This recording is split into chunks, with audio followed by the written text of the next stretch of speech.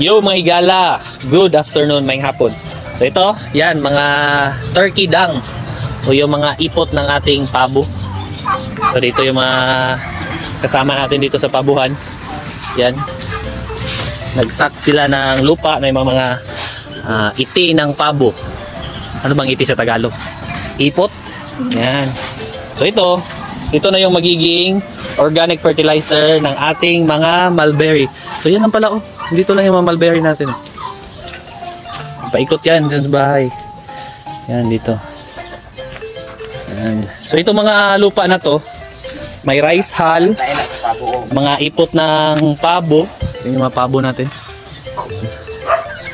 So ito, gagamitin natin to mag-start ng markot sa mga mulberry.